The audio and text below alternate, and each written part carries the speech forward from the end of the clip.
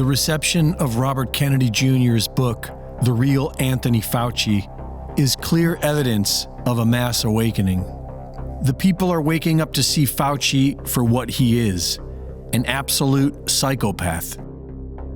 We've learned of how he directed experiments at the NIAID in which beagles had their vocal cords removed and their heads enclosed in cages where sand fleas ate them alive.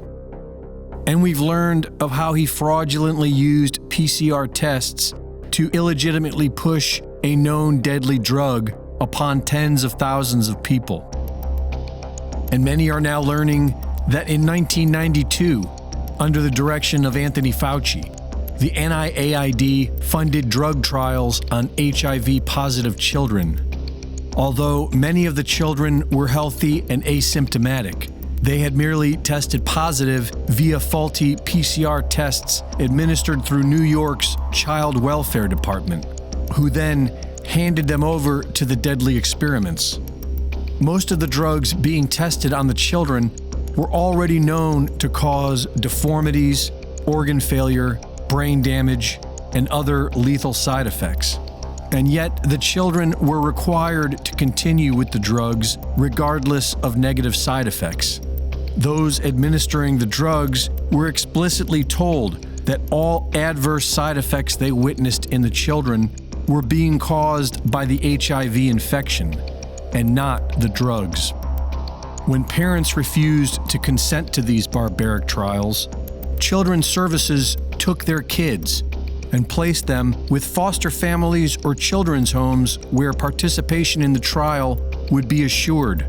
When the children resisted the deadly drugs, they were brought to Columbia Presbyterian Hospital, where plastic tubes were surgically inserted into their stomachs, and the deadly drugs they were trying to escape were pumped directly into their bodies.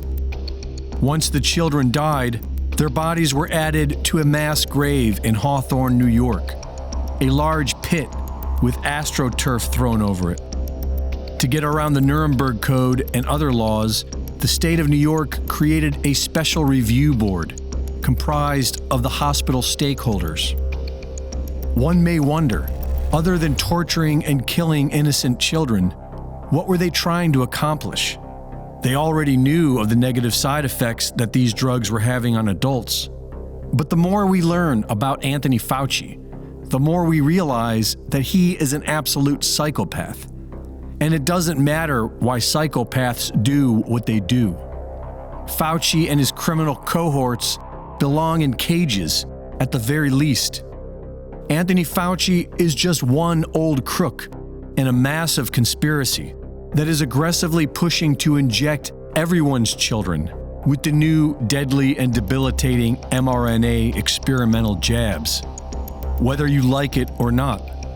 Going after Fauci is a drop in the bucket, but at least it's a start. For Infowars.com, this is Greg Reese.